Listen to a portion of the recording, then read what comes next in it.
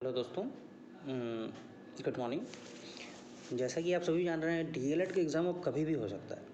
तो सबसे महत्वपूर्ण चीज़ जो डीएलएड के एग्ज़ाम में हम देखते हैं कि काफ़ी बच्चे फेल होते हैं, है ना। तो सबसे महत्वपूर्ण क्या है, अगर आपने एमसीक्यू क्वेश्चन तैयार कर लिए तो फेल होने का चांस तो एकदम ख़त्म, बिल्कुल ज़ीरो चांस।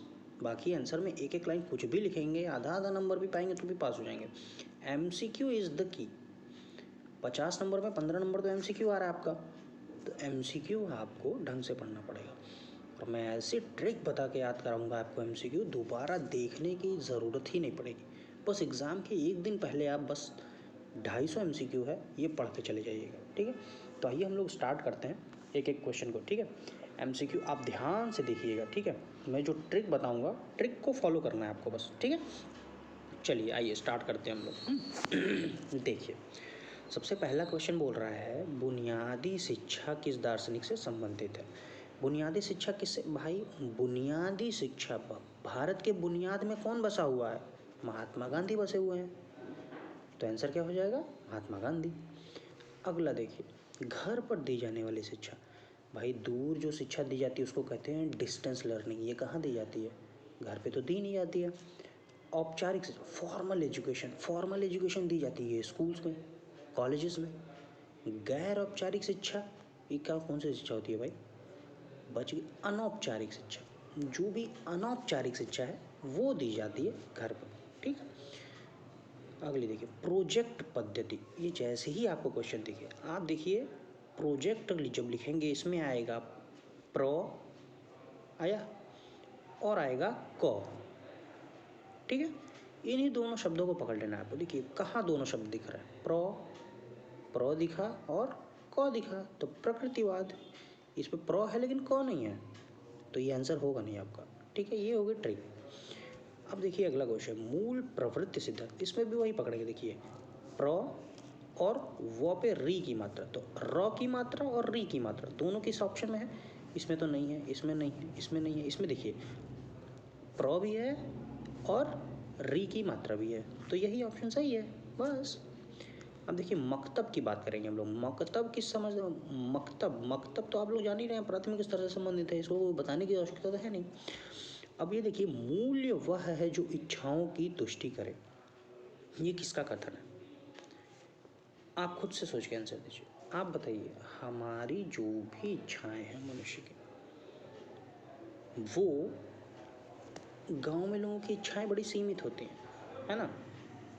जब शहरी इंसान होता है तो वो सोचता है हमको आईफोन भी मिल जाए, हमको तरह तरह की सुविधाएं मिल जाएं, मर्सिडीज़ हो हमारे पास। ये सब शहरी इंसान की इच्छाएं होती हैं। शहरी मतलब ग्रामीण, मतलब रूरल, और शहरी मतलब अर्बन। तो बस अर्बन लगा दीजिएगा चुपचाप, ज़्यादा सोचना ही नहीं है। एक और तरह से आप सोच सकते हैं, इच्छाएं मनुष्य की क्या होती हैं? हमको ये मिले वो मिले, जो भी पदार्थ है ना, मैटेरियलिस्टिक इच्छाएं होती हैं। तो मटेरियल जो भी होता है, इच्छाएं, जिस सामान की आपको इच्छा होगी वो सभी सामान किससे मिलके बने होते हैं? सभी कार्बनिक होते हैं, है ना। ऑर्गेनिक, कार्बनिक, और कार्बनिक कार्बन में है, कार्बन अर्बन मिलता जुलता है कि नहीं? तो वो लगा दीजिएगा जो आपको सही बैठे। अगला देखते हैं, स्वच्छ ऊर्जा संसाधन है। स्वच्छ ऊर्जा कहाँ से मिलेगी? अरे भाई पेट्रोलियम जलाएंगे तो धुआं होगा कि नहीं होगा? है प्राकृतिक gas, natural gas, CNG tempo में भरते हैं ना, चलाते हैं, धुआं निकलता है कि नहीं? निकलता है, तो ये भी गया।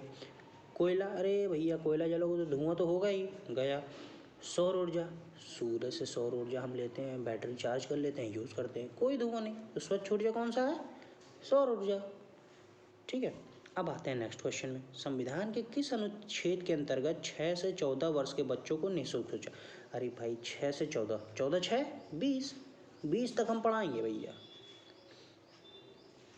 20, 14 6 20, आप इसको जोड़ लो, 20, 20 से जैसे ही ज़्यादा हुआ आ गए 21 पे।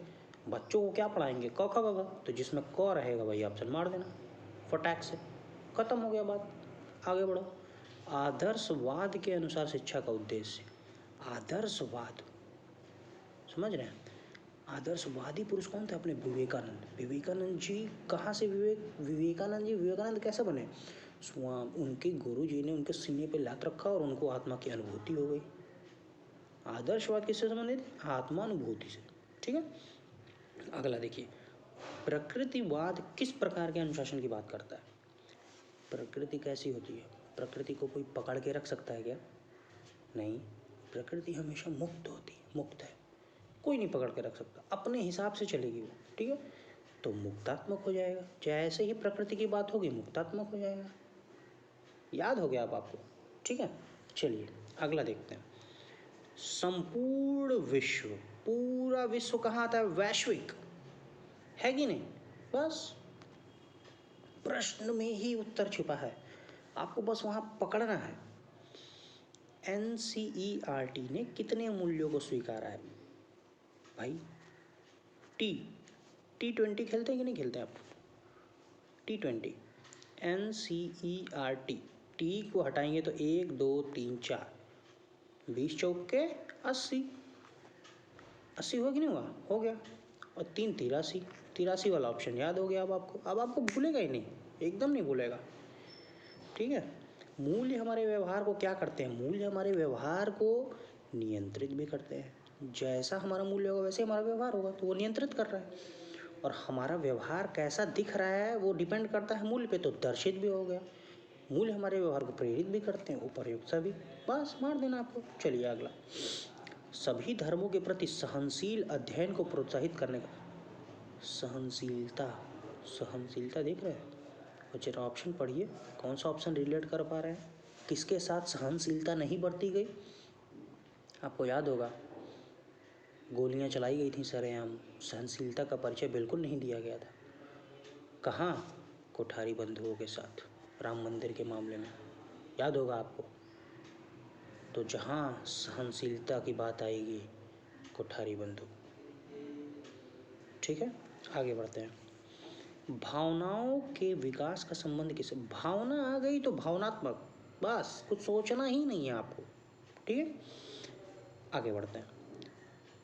चरित्र निर्माण की बात हो रही है। चरित्र निर्माण की बात कौन कर सकता है भैया? गांधी जी ही तो कर सकते हैं। अपने पैरों पर खड़ा होने की बात की गई है। जो आदमी अपने पैरों पर नहीं खड़ा होगा वो क्या करेगा? लाठी लेगा। लाठी कौन लेते थे? महात्मा गांधी लेते थे। समझ नहीं नहीं बात को, ये सब ट्रिक्स हैं या अब आप भूलेंगे ही नहीं है क्वेश्चन। ठीक है, इस क्वेश्चन पे आते हैं। जनसंख्या का मूल जनसंख्या, शिक्षा। शिक्षा की बात कौन करेगा? वर्ल्ड हेल्थ ऑर्गेनाइजेशन तो करेगा नहीं। United nation child emergency fund, ये तो करेगा नहीं। United nation industrial development authority, ये भी करेगी नहीं।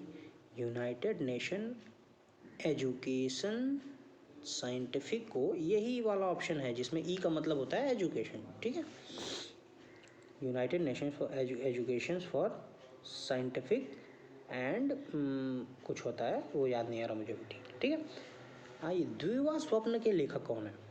दिन में सपना कौन देखेगा? महात्मा गांधी तो ऐसा काम नहीं करेंगे भाई, डॉक्टर साहब भी नहीं करेंगे ऐसा काम, रविंद्रनाथ भी नहीं करेंगे ऐसा काम। अपने पड़ोस में जो भाई लोग, बंधु लोग रह रहे हैं, वही आप देखेंगे दिन में भी सपने देख रहे हैं, कोई काम धाम है नहीं। कौन है भाई लोग? गिजू भाई, ए गिजू भाई। आगे बढ़ते हैं। पाली शिक्षा, भाई वैद कालीन में संस्कृत चलती थी, मुस्लिम कालीन में अपना उर्दू फारसी कुछ चलाते होंगे वो अपना। मध्यकालीन में जब मुगल उगल थे तो पाली भाषा थोड़े चल रही थी, पाली भाषा चल रही थी बौद्ध कालीन में। तो यही उत्तर हो गया। अगला क्वेश्चन देखिए, मुदालियर आयोग किससे संबंधित है? मुदालियर, ग्वालियर, मिलता जुलता है कि नहीं? मुदालियर आप सुनेंगे तो लगेगा अरे ग्वालियर बोल रहा है ना? ग्वालियर कहाँ है? मध्य प्रदेश, देश के मध्य में। तो मध्य में है इसलिए माध्यमिक शिक्षा।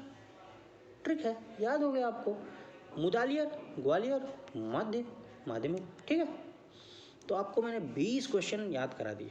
अब आप फीडबैक दीजिएगा, फीडबैक अगर अच्छा रहा तो इसके आगे और वीडियोस बनाऊंगा मैं। ठीक है, तब तक पढ़ते रहिए, लिखते रहिए। Thank you guys.